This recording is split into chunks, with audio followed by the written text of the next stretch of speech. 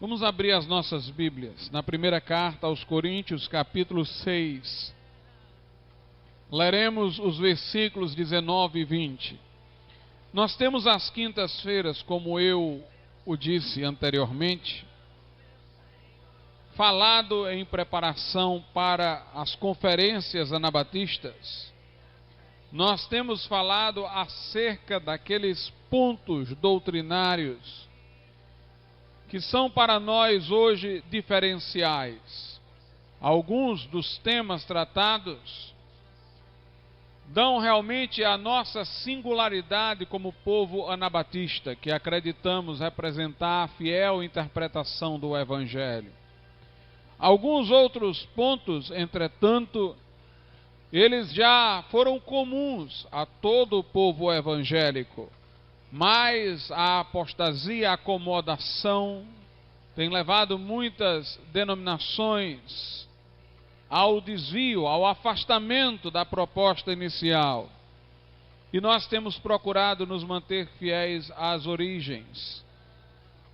E isso tem se tornado um elemento distintivo entre nós e os demais. Muito embora nós não estejamos nestes pontos a que me reporto, falando de algo que nos é peculiar, mas de algo que foi de todos. E por acomodação, por falta de vigilância, se perdeu em muitos lugares, mas nós temos procurado manter a verdade acesa. O tema de hoje é um desses temas que não seriam singularidade nossa, mas que já pertenceu de modo comum a todos os evangélicos. Mas eles, grande parte, se afastaram do que já defenderam, mas nós nos mantemos nas origens. E curiosamente, este ponto que iremos tratar é um ponto no qual a Igreja Romana, pelo menos teoricamente, ainda se mantém, até ela própria, com todos os seus desvios, vigilante. Nós vamos tratar hoje acerca dos métodos anticonceptivos à luz da Bíblia Sagrada. Então os convido para que leiamos primeira carta aos Coríntios, capítulo 6, versículos 19 e 20. Diz assim: ou não sabeis que o vosso corpo é o templo do Espírito Santo, que habita em vós, proveniente de Deus, e que não sois de vós mesmos? Porque fostes comprados por bom preço. Glorificai, pois, a Deus no vosso corpo e no vosso espírito, os quais pertencem a Deus. Podeis assentar.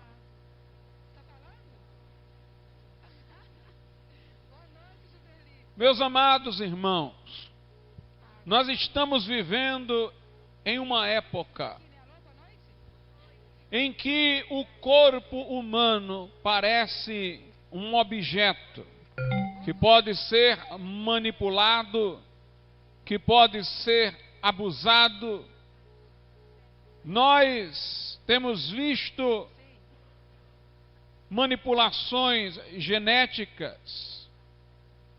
Nós temos ouvido falar de fecundação in vitro, inseminação artificial. Nós temos ouvido falar de descartabilidade de embriões, de uso de embriões para pesquisas científicas.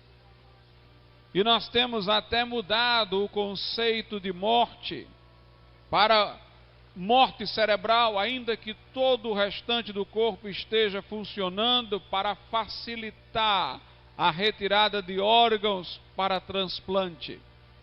O fato é que parece que aqueles que são mais frágeis, aqueles que estão em posição mais vulnerável, deverão servir a outros com os seus órgãos. O que parece, irmãos, é que filho, por meio de inseminação artificial, barriga de aluguel e coisas afins, tem virado um produto, uma mercadoria. Há uma coisificação do ser humano. Parece que somos como uma máquina, um amontoado de peças. E quando há uma máquina melhor, podemos abusar da máquina que está em estado inicial ou está no estágio final e usá-la a favor daquela máquina que está trabalhando melhor. As pessoas sentem que podem fazer com os seus corpos o que bem entendem. Cirurgias plásticas para aparecer com figuras de desenho animado. Pasmem, mas jovens adolescentes têm feito isso. A mídia tem noticiado, tem feito mudanças físicas, as mais radicais, para se assemelharem a figuras de desenho animado. A pessoa não gosta da sua orelha, faz uma cirurgia plástica para modificá-la.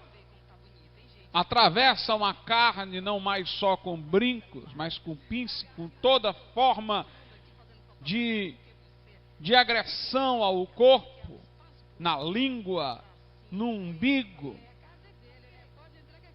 A tatuagem tem se disseminado e as pessoas acham que elas podem fazer com o corpo o que bem entendem. E o pior, irmãos, é que algumas pessoas que se dizem cristãs têm enveredado por comportamentos dessa natureza. Mas a Bíblia ensina-nos que nós não temos livre disposição sobre o nosso corpo. O nosso corpo pertence a Deus, não nos pertence. E Deus reivindica nossa vida por inteiro, inclusive reivindica o nosso corpo. Aqui no texto lido diz: ou não sabeis que o vosso corpo é o templo do Espírito Santo, que habita em vós, proveniente de Deus, e que não sois de vós mesmos, porque fostes comprados por bom preço. Glorificai, pois, a Deus no vosso corpo e no vosso espírito, os quais pertencem a Deus. No versículo 13, na segunda parte, Paulo diz: mas o corpo não é para a prostituição, senão para o Senhor, e o Senhor para o corpo. Portanto, meus amados irmãos, nós devemos saber qual é a vontade de Deus para o nosso corpo. Nós devemos ponderar para saber se não estamos fazendo coisas com o corpo que são contrárias à vontade de Deus, porque Deus tem o seu plano, Deus tem os seus padrões éticos também para o uso que nós fazemos do corpo. A Bíblia Sagrada diz que nós não devemos nos prostituir, porque estaríamos, se o fizéssemos como cristãos, fazendo dos membros de Cristo, e assim o nosso corpo é chamado membros de prostituição. A Bíblia diz: todo aquele que pratica outro pecado, pratica fora do corpo, que pratica a impureza, peca contra o seu próprio corpo. E a Bíblia nos ensina, irmãos, que a sexualidade, ela deve ser algo que acontece apenas dentro do casamento. Não há nada de impuro na sexualidade, ela foi criada por Deus tanto quanto quaisquer outras coisas, e devemos dar graças por ela, como damos graças por todas as coisas criadas por Deus. Mas ela tem o seu lugar e momento apropriado. E o lugar, momento apropriado é o casamento. O sexo foi criado, primeiramente, essa é a sua função básica, para perpetuar a espécie. Essa é a finalidade da sexualidade, tanto em homens como em animais. Se fôssemos seres não reprodutivos como os anjos, por certo, não haveria a sexualidade. Depois da queda no pecado, Deus também fez do sexo dentro do casamento um instrumento para o homem manter-se continente. Se ele tem dificuldades como solteiro de administrar essa condição, ou a mulher, então que se case. Mas também a sexualidade é uma expressão de amor. O homem, ele tem essa capacidade de criar expressões para coisas de sua interioridade. Nós criamos o beijo como sinal de afeto, e o ato sexual, que é originariamente para a reprodução, também passou a ser, porque o homem assim fez ele exprimir um amor, um cuidado, uma intimidade. Mas todas essas coisas que nós atribuímos à sexualidade deve apenas fazer sentido dentro do casamento. Lá na carta aos Hebreus, a Bíblia diz: honrado, venerado entre todos seja o matrimônio e o leito sem mácula. Note, o leito, a intimidade física, só é sem mácula depois do matrimônio. E o mesmo texto diz: mas quanto àqueles que praticam a fornicação e aos que adulteram, Deus os julgará. Deixará o homem seu pai e sua mãe, e se unirá à sua mulher. Note, ela não se torna sua mulher porque ele a ela se uniu, mas ele a ela se une porque ela é sua mulher. Houve um compromisso antes. E serão dois, uma só carne. Todo sexo fora dos limites do casamento é condenado. Se antes do casamento é fornicação, se fora do casamento, quando ele já existe, é adultério. E tais práticas são condenáveis aos olhos de Deus. Como o casamento é sempre heterossexual entre um homem e uma mulher, toda união homossexual é abominável. O sexo com animais, o bestialismo é perversão. A Bíblia Sagrada o diz. Mas a questão hoje que nós colocamos é essa: seria lícito a um casal cristão viver a sexualidade com métodos contraceptivos para evitar a chegada de filhos de maneira proposital e deliberada? E aí nós temos os métodos que o mundo propõe: os preservativos, as pílulas. Será que tais coisas são admissíveis pela palavra de Deus? Vamos considerar estas coisas nessa noite. Em primeiro lugar, eu os convido para que leiamos em Gênesis, capítulo de número 30, versículos de números 1 e 2.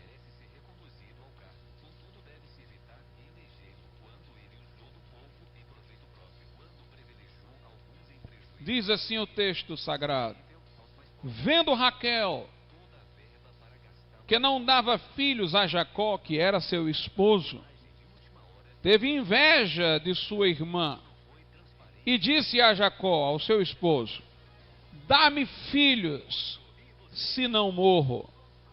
Então se acendeu a ira de Jacó contra Raquel e disse: estou eu no lugar de Deus que te impediu o fruto do teu ventre?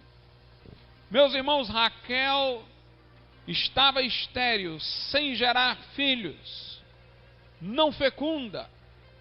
E ela, vendo que sua irmã procriava e ela não, ela procurou o seu esposo e disse: dá-me filhos, senão eu morro.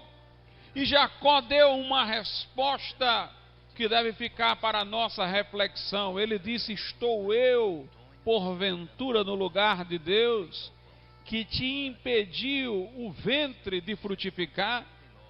Essa resposta de Jacó mostra, irmãos, que qualquer tentativa que um homem fizer de impedir o fruto do ventre implica em ele tentar colocar-se no lugar de Deus. Esta posição de impedir o ventre de frutificar é uma posição que só pode ser legítima para Deus. Nós não temos, irmãos, legitimidade, direito de manipular as fontes da vida, de controlar a fertilidade do ventre. Aqui eu quero dizer uma coisa: nós não estamos aqui apregoando que um casal cristão deve irresponsavelmente ter muitos filhos sem fazer uma preparação, um planejamento. Nós entendemos, irmãos, que pode haver o autocontrole.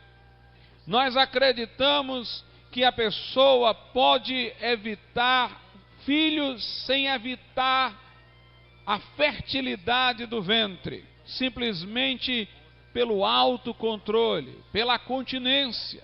Lá em João capítulo 1, a Bíblia Sagrada diz o seguinte: que os que nasceram de novo, ou seja, os crentes que passaram por essa experiência espiritual do novo nascimento, não nasceram da vontade da carne ou do varão, mas de Deus. Quando diz isso, reporta-se ao primeiro nascimento, ao nascimento natural, físico, como tendo sido proveniente da vontade do varão. Sim, da vontade do varão, porque a pessoa escolheu casar. E porque a pessoa escolheu ter a intimidade com a esposa com o esposo, naquele dia em que concebeu a mulher. Portanto, meus amados irmãos, a vontade humana entra e o homem pode evitar filhos sem manipular o fruto do ventre, simplesmente se preservando da sexualidade temporariamente, ou mantendo-se continente. Nós temos prognósticos, nós temos como estabelecer expectativas sobre qual o provável dia fértil, fecundo da mulher. E em cima dessa probabilidade, nós podemos estabelecer estratégias de continência temporária, de autocontrole da vontade, para não nos aproximarmos fisicamente em determinados dias. Deus não nos obriga a vivenciar o sexo como pessoas casadas nesse ou naquele dia. Mas uma vez, irmãos, que há a vida sexual, uma vez que há a relação íntima, nós não podemos manipular as consequências, tentar controlar os resultados. Aliás, essa tentativa de controlar os resultados, ela está muito dentro da lógica hedonista da sociedade contemporânea. O que é isso, pastor? Hedonismo. É a filosofia que coloca o prazer acima de tudo. Que a razão de felicidade do homem não é moral, é a autossatisfação, é o prazer. Nós vivemos numa sociedade hedonista. A característica do hedonismo é a busca do prazer sem as responsabilidades que devem acompanhá-lo.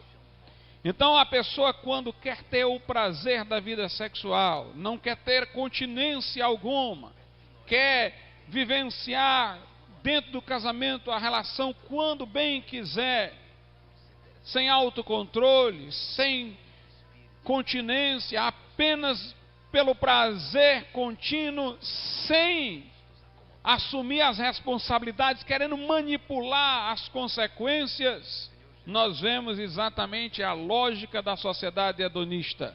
É a busca do prazer sem a responsabilidade. O corpo é atacado, porque pílulas anticonceptivas, elas não são como um medicamento que regulariza o corpo, mas são como um veneno que o desregulariza.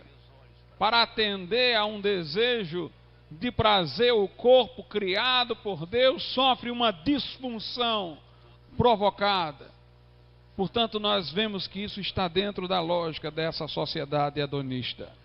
Em Isaías 66, versículo de número 9, Isaías nos fala acerca de Israel, mas ele estabelece um princípio a partir da natureza que vale para tudo.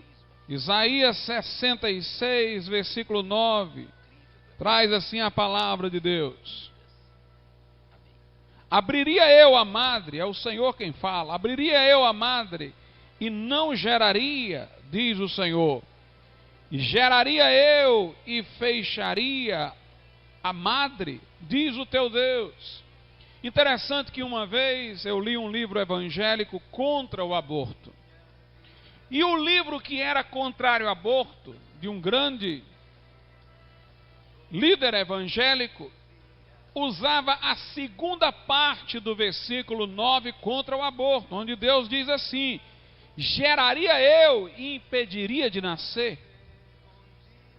Deus está dizendo, eu que faço a concepção, seria a favor do extermínio do embrião, de impedimento de ele nascer.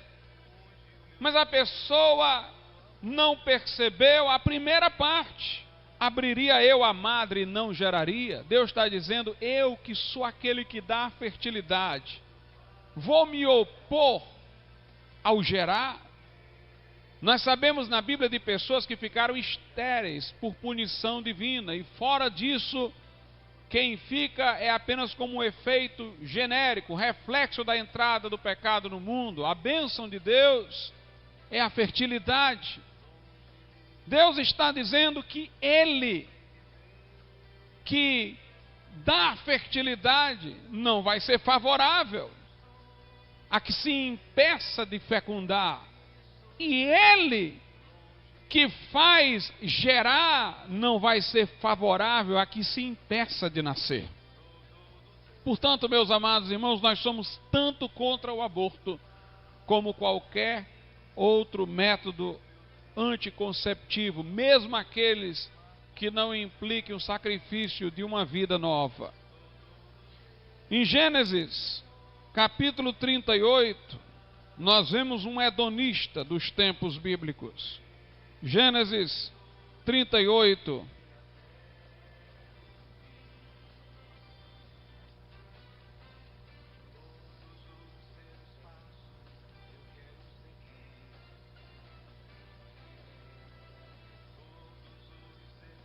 Diz assim a palavra de Deus, do versículo 8 ao versículo 10, Gênesis 38, do 8 a 10. Então disse Judá a Onã: toma a mulher do teu irmão e casa-te com ela, e suscita descendência a teu irmão. Onã, porém, soube que esta descendência não havia de ser para ele. E aconteceu que, quando possuía a mulher de seu irmão, derramava o sêmen na terra, para não dar descendência a seu irmão. E o que fazia era mal aos olhos do Senhor, pelo que também o matou. Pelo que também o Senhor o matou. Onã, irmãos, ele casou-se com a esposa do irmão que falecera. Era um costume naquela época. Quando uma mulher ficava viúva, para ela não ficar desamparada, nem os seus filhos, o irmão do que falecera assumia essa responsabilidade social. Ele casava-se com a viúva. E os filhos que ela tivesse, caso não tivesse ela tido filho com o marido, seriam contabilizados na genealogia do falecido. Ou seja, para evitar que ele ficasse sem linhagem, então o irmão casava-se com ela e gerava filhos que iriam levar o nome do irmão falecido. Onã, entretanto, ele quis assumir aquela viúva, casou-se com ela, mas não queria ter filhos. Em seu egoísmo, ele não queria que ela tivesse filhos que não levassem o seu nome, mas o do irmão. Então, propositadamente, para evitar filhos, ele fez o que hoje nós chamamos de coito interrompido. Quando se unia à mulher, ele lançava o sêmen fora, usufruía o prazer daquela relação sexual, mas tentava impedir a consequência natural, pondo o sêmen fora. E a Bíblia diz que isso era mal aos olhos do Senhor, pelo que o Senhor o matou. Alguém diz, pastor, Deus não teria matado ele por egoísmo, não? Quantas pessoas foram egoístas na Bíblia e Deus não matou? O próprio Abraão, que disse que sua esposa era sua irmã, para que não fosse morto, e a expôs ao adultério. Que egoísmo maior poderíamos imaginar? Mas Deus não matou a Abraão. Deus não iria, irmãos, irar-se tanto apenas pelo egoísmo desse homem, senão a muitos outros Deus teria feito morrer, inclusive alguns que lhe eram servos. O que desagradou a Deus tão gravemente, que levou o Senhor a matar este homem, foi porque ele quis manipular as consequências do ato sexual.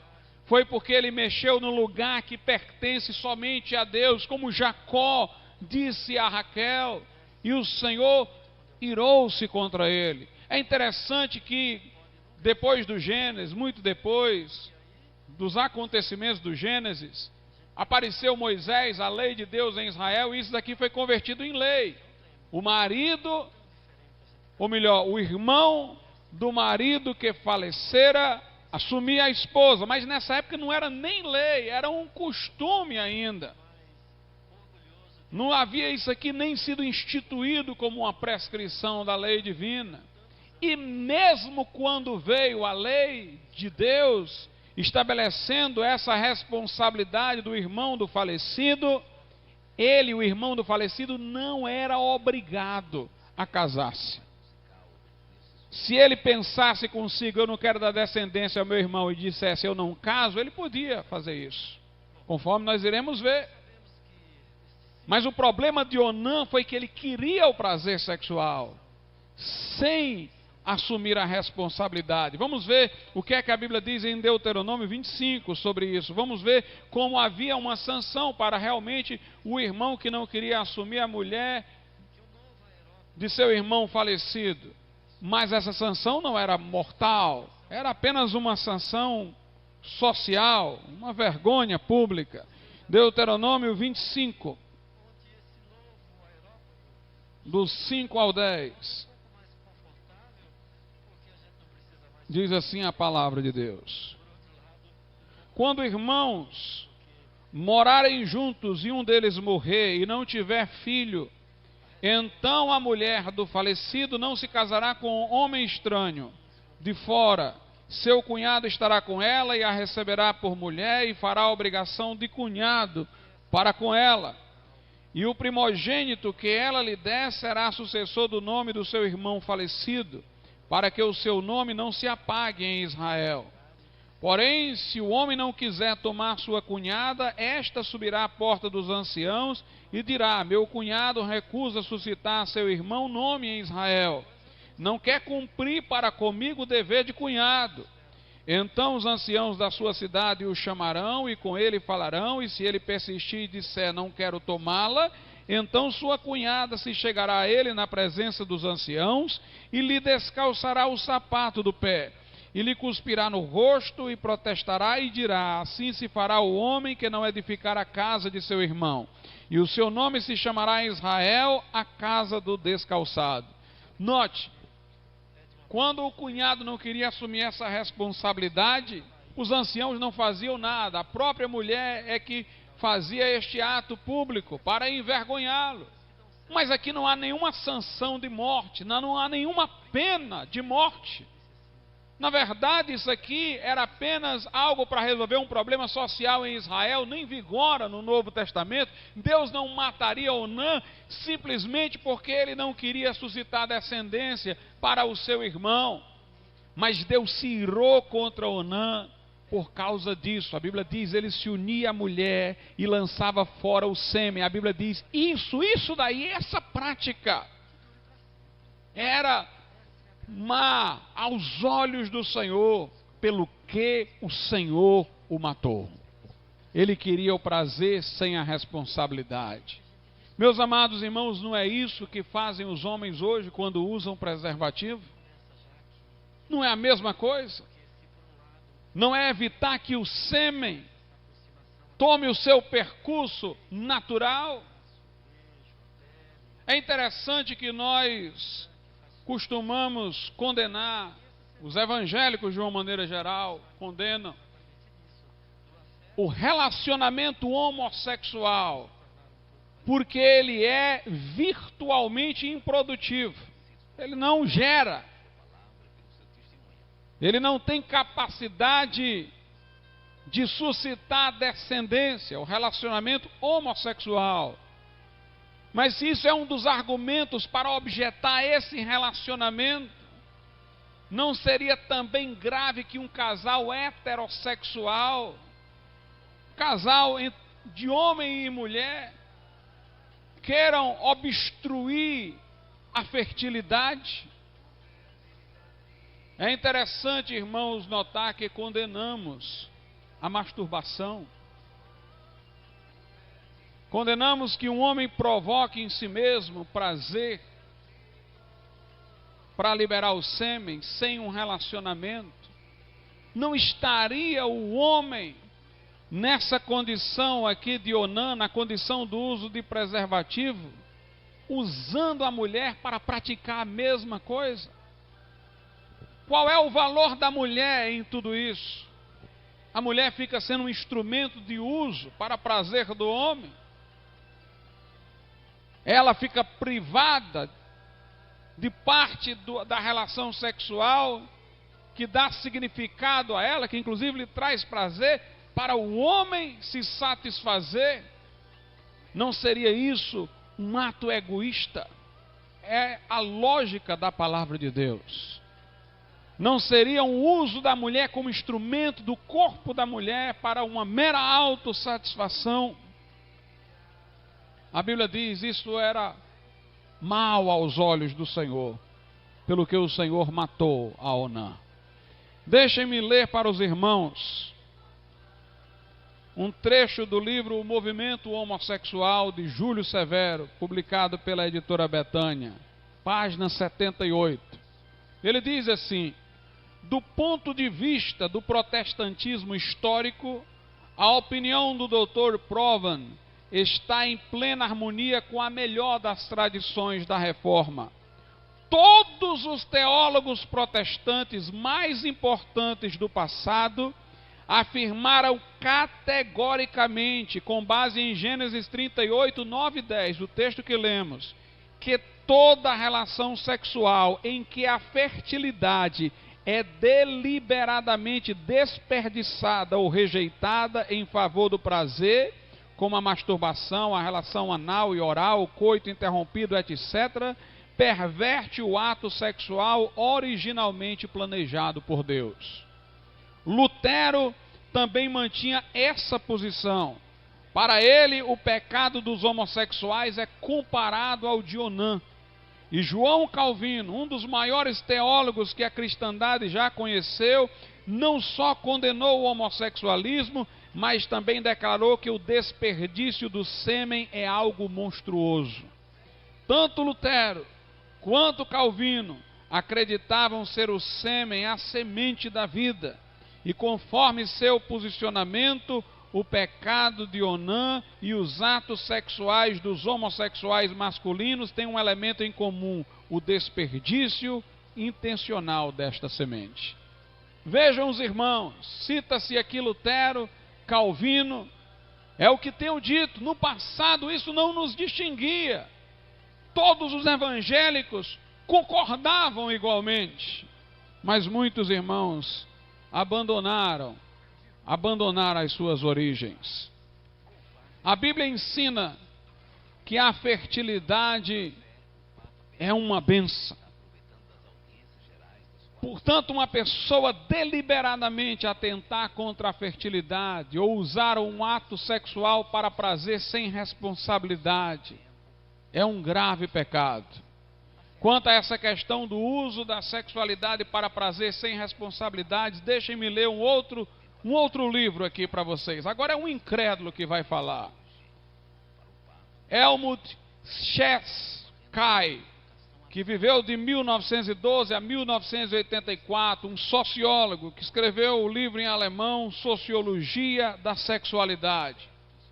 Eu vou ler pausadamente, porque a linguagem dele é mais técnica, mas os irmãos terão condições de entender se ouvirem com cuidado. O título desse trecho do livro dele é A Sexualidade como Produto de Consumo. Ele diz assim: as características do comportamento sexual atual provêm do fato de que este caiu na armadilha dos hábitos de consumo, que influenciam uma grande parte do tempo livre de que dispomos em nossa existência atual. Esta assimilação do hábito sexual erótico às formas de comportamento características do consumo moderno não foi possível a não ser uma vez preenchidas certas condições, como a extensão dos meios contraceptivos ou a realização de progressos médicos na luta contra as doenças sexualmente transmissíveis e outros riscos análogos. Ele diz que esse uso do sexo por prazer, sem responsabilidade, como se fosse um produto a ser consumido, só teve oportunidade na nossa sociedade marcada pela filosofia de consumo, porque outras circunstâncias também favoreceram, entre elas o desenvolvimento dos métodos anticonceptivos e o temor que as pessoas deixaram de ter de pegar doenças sexualmente transmissíveis. E ele continua: são inegáveis as consequências dessas evoluções sobre as relações sociais. Uma liberdade maior em face das tradicionais pressões da esfera doméstica privada, exigência de igualdade dos sexos, reivindicada pelas mulheres, inclusive no terreno da erótica, neutralização das diferenças de sexo e concorrência entre homens e mulheres no mundo do trabalho industrial e burocrático. Agora vem uma parte importante. Quando uma relação sexual entre duas pessoas está desprovida de qualquer risco de gravidez, esta perde o seu caráter social primeiro e se torna uma relação privada, no sentido que lhe atribui, por exemplo, a moderna psicologia do amor e da sexualidade. Diminuindo o perigo e o sofrimento ligados a relações sexuais, esses progressos da medicina alteram o caráter dual da sexualidade tradicional. O puro prazer passa agora a predominar sobre os temores existenciais. O que ele está dizendo é que o sexo no passado era algo de responsabilidade social, porque você poderia ter um filho. As pessoas misturavam a satisfação com os temores existenciais, com o sentimento de responsabilidade, mas agora que não há esses temores existenciais, é a busca do puro prazer. Virou uma coisa totalmente doméstica, privada. Com certeza assim se pode explicar a fraca pregnância da moral, note, sobre os comportamentos sexuais. Ele diz: a partir do momento em que não há mais os temores existenciais, em que o sexo é por puro prazer, você controla os resultados, o elemento moral que se infiltrava no discurso sobre o sexo desapareceu. A moral se desvinculou dos comportamentos sexuais, por isso facilitou a legitimação da fornicação, casamento homossexual, adultério e tudo mais. E ele diz: o domínio sobre as possíveis consequências desses atos torna caduca as formas de pressão, vergonha, sanções anteriores. Eu vou dar aqui um pulo lá para frente, para a gente ler a parte final do que ele diz. Ele diz assim: prazer sem pesar, eis o slogan publicitário de uma marca de cigarro com filtro, que levava em conta, combinando-os astuciosamente, os escrúpulos dos indivíduos quanto à saúde e à sua necessidade de excitação nervosa. Sem dúvida alguma, esse slogan caracteriza igualmente o ideal coletivo e a prática das relações sexuais da moderna civilização ocidental. A exigência de segurança e a exclusiva procura do prazer são indissociáveis uma da outra. Portanto, irmãos, em toda essa questão dos anticonceptivos, nós vemos uma filosofia por trás. A filosofia do hedonismo, do prazer sem responsabilidade, sem os temores existenciais, que devem acompanhar, sem o elemento moral E como eu disse também, uma pessoa tomar uma pílula para desregular o seu próprio corpo intencionalmente é atingir o seu próprio corpo. Não é como tomar um remédio para consertar um problema, para levar o corpo em estado patológico a uma proximidade da normalidade, mas é você pegar o corpo normal e desregulá-lo propositadamente, e as pílulas anticoncepcionais a longo prazo geram a infertilidade definitiva e não sei quantos outros problemas de saúde. É como tomar um veneno. É como destruir deliberadamente o templo do Espírito Santo. O Salmo 127 diz o seguinte: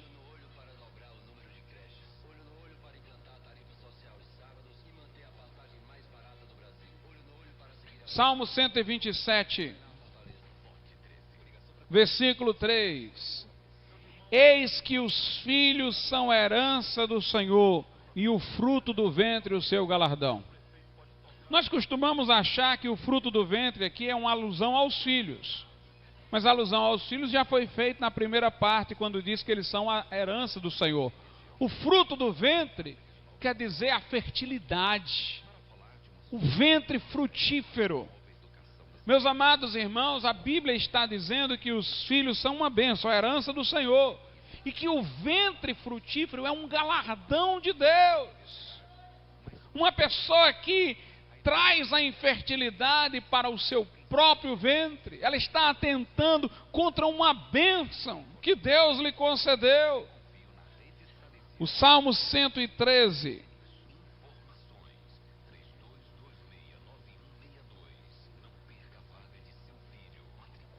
diz assim, versículo 9, ele diz que Deus faz com que a mulher estéril habite em casa e seja alegre mãe de filhos. Note, a esterilidade é uma coisa ruim. Deus abençoa dando fertilidade. O Salmo 128 diz assim nos versículos. Vamos ler todo o Salmo 128, pelo menos até a passagem que eu quero. A partir do versículo 1. Bem-aventurado aquele que teme ao Senhor e anda nos seus caminhos, pois comerás do trabalho das tuas mãos, feliz serás e te irá bem. Versículo 3, a tua mulher será como a videira frutífera ao lado da tua casa, e os teus filhos como plantas de oliveira à roda da tua mesa. Note, o ventre frutífero, a fertilidade é uma bênção. Eu não estou dizendo que a pessoa vá ter não sei quantos filhos, mas eu estou querendo dizer que ela desfazer deliberadamente a sua fertilidade é uma agressão ao corpo, é uma transgressão da lei divina e é um insulto ao Criador que deu essa bênção da fertilidade, contra a qual a pessoa está indo. No caso, irmãos, daquela que faz ligações de trompas ou daquele que faz vasectomia, a coisa ainda é mais grave ainda. Esses aí precisam ouvir o que a Bíblia Sagrada diz: vós sois o templo do Espírito Santo, vosso corpo é templo do Espírito Santo, não sois de vós mesmos. Uma pessoa, irmãos, que faz uma cirurgia para alejar o seu corpo, deliberadamente, o corpo está normal, ela vai alejar. É o barro dizendo ao oleiro: por que me fizeste assim? É o homem questionando a sabedoria do Criador que fez o corpo de uma determinada forma. A Bíblia diz assim em Provérbios, capítulo de número 11, versículo 17: o homem bom cuida bem de si mesmo, mas o cruel prejudica o seu próprio corpo. Em Levíticos 21:5 a Bíblia diz: não fareis lacerações na vossa carne, não dareis golpe na vossa carne. Nós não podemos ser inimigos do nosso corpo, porque o nosso corpo é templo do Espírito Santo. Nós não podemos alterar o nosso corpo, porque é sacrilégio, porque o nosso corpo é o lugar da habitação de Deus. Com a invenção dos métodos anticonceptivos, contraceptivos, nós vimos inúmeros males na história. A libertinagem sexual, Antes as pessoas eram mais cuidadosas, porque sabiam das implicações de um ato sexual. Mas agora, com a facilidade de evitar as consequências naturais da relação sexual, os filhos, a responsabilidade, o hedonismo proliferando, nós temos, irmãos, a fornicação legitimada. Eu vejo adolescentes hoje, em pouca idade, vivendo uma vida sexual precoce. Crianças estimuladas ao erotismo desde a infância. Nós ouvimos notícias de prostituição infantil, turismo sexual infantil, até a lei já se dobrou. O crime de sedução, que era conduzir a pessoa do sexo feminino entre 14 e 16 anos ao ato sexual, já não é mais crime. Mantém-se textualmente no Código Penal que se for uma criança de 12, 13 anos, ainda é uma situação punível. Mas quando vai aos tribunais, os tribunais, contrariamente à lei, dizem: a pessoa dessa idade, com 12, 13 anos, já sabe o que está fazendo. E não há a punição, irmãos. E depois essa sociedade protesta contra a pedofilia. É só uma questão de tempo. Eles vão aceitar a pedofilia. Como já estão normalizando a união homossexual.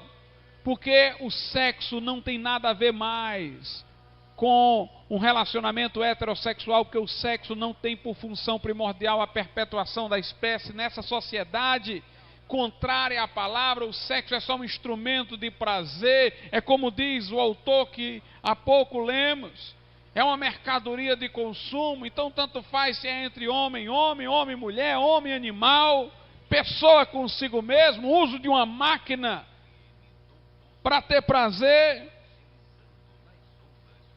Nós vemos, irmãos, que houve uma revolução mental com a ampla difusão dos métodos contraceptivos.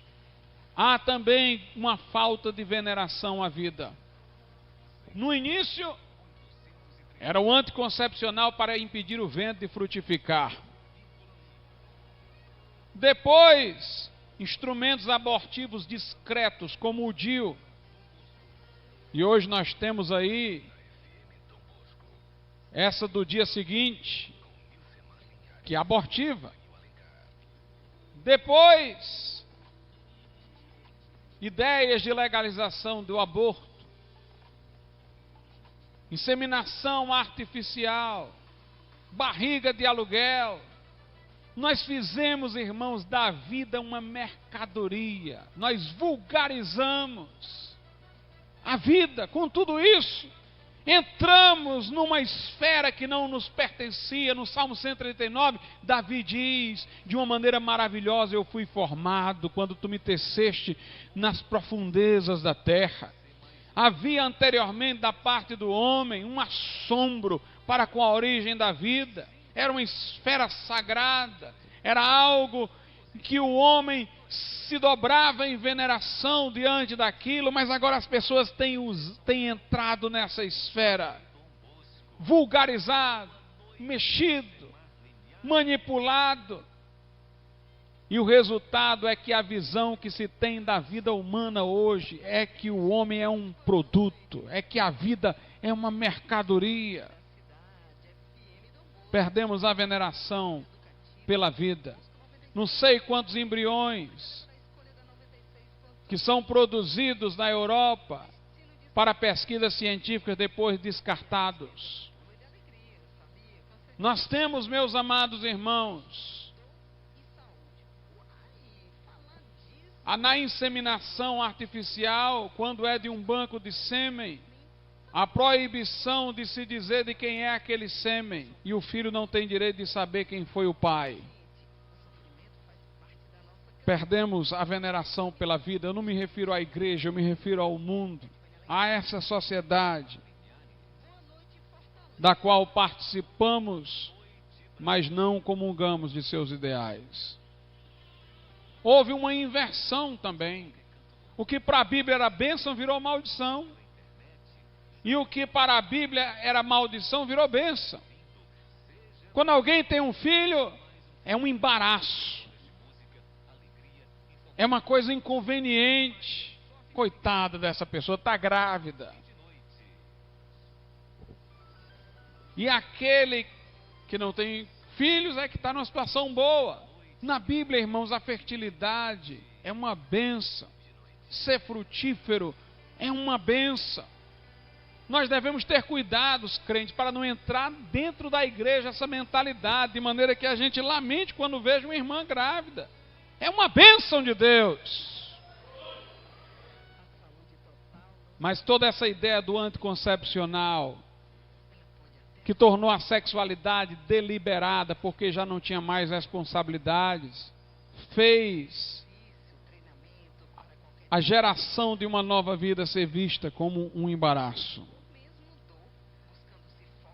Nós temos visto, irmãos, que todas essas coisas são contrárias ao bom senso. Um homem sem a Bíblia poderia perceber que tais coisas são erradas. É uma danificação voluntária do corpo, é uma automutilação, no caso da ligação de trompas. É uma autodisfunção, ou uma disfunção deliberada, no caso da pílula anticonceptiva, contraceptiva. Imagine se alguém quisesse deliberadamente esterilizar a terra. O agricultor, ele quer uma terra fértil. Para acelerar, às vezes, uma nova plantação, ele faz queimada. Mas nós reprovamos socialmente essa prática, porque sabemos que ela prejudica a fertilidade da terra. Um agricultor pode não querer plantar, é uma coisa. Mas querer deliberadamente esterilizar a terra, infertilizar a terra, é algo contrário ao bom senso. C.S. Lewis uma vez disse que nós iríamos cair em si se fizéssemos comparações com outras coisas para ver a bobagem dos nossos comportamentos. Lembram-se de Natã? Natã chegou para Davi, que tinha cometido adultério com a esposa de um dos seus soldados. E Natã contou uma história diferente. Ele falou de um homem que tinha muitas ovelhas e foi visitado por alguém, mas não usou nenhuma de suas ovelhas para servir ao visitante, tomou de seu servo, pobrezinho, assim como Davi tomara a mulher de um soldado seu, simples. Quando Davi ouviu aquela história, Davi disse a Natã: este homem deve ser punido. E Natã disse: este homem és tu. Às vezes, irmãos, nós precisamos ver histórias paralelas para vermos a nossa falta de bom senso. C.S. Lewis dá o seguinte exemplo, ele diz: imagine que se trouxesse para uma grande mesa muitos chocolates, bolos de chocolates, guloseimas, para a pessoa ficar olhando e babando. E de repente, na hora que ela pretendesse comer, alguém diz: não, vamos tirar aqui, é só para você olhar. Já pensou alguém colocando diante de si só para isso e depois não comer, só para se autoprovocar a fome, ao desejo? Seria uma loucura. C.S. Lewis diz: pois é isso que o homem faz através da pornografia. Ele se excita com imagens, sem querer se satisfazer. É tão contrário ao bom senso uma coisa como a outra. Pois aqui eu trago para essa questão que nós estamos tratando. Imagine uma pessoa deliberadamente infertilizar a sua terra. Eu tenho aqui uma terra e dizer: eu quero que essa terra não dê nada. Um homem desse era um louco. Nós diríamos: esse homem precisa ser internado. Pois é isso que o homem faz consigo mesmo. Quando deliberadamente ele tenta obstruir a fertilidade natural do corpo. Quantos males físicos tudo isso causa, irmãos. Aquelas mulheres que fazem ligação de trompas têm uma intervenção cirúrgica. Os médicos dizem que o tempo de vida diminui. É afirmado consensualmente. Diminui o tempo de vida. quantos problemas no corpo causados por pílulas anticoncepcionais, quantas disfunções, o coito interrompido e coisas afins, fazem alterações no sistema nervoso. Todas essas coisas porque o homem quer o prazer sem a responsabilidade. Portanto, vamos, irmãos, ficar na palavra de Deus, sem se desviar nem para a esquerda nem para a direita. Se muitas igrejas ao nosso redor esquecerem daquilo que elas forem, nós não nos esqueçamos de quem somos, do para o que fomos chamados. Voltemos, irmãos, às origens e sejamos firmes na verdade. Vamos ficar de pé.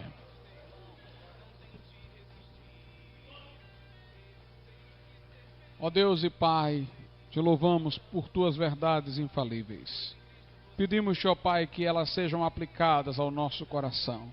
Que tenhamos o bom senso, a espiritualidade, o discernimento, para nós não aceitarmos as coisas do presente século, Pai, que se normalizam do lado de fora e tentam se parecer normais à nossa mente. Que não caiamos no cinismo de um mundo que perdeu a sensibilidade, mas que, meu Deus, possamos nos apegar à Tua palavra e alertar a consciência daqueles que estão em torpor. Assim rogamos a Tua graça, em nome de Jesus. Amém, Senhor. Podeis assentar, irmãos, que tiverem avisos com a oportunidade.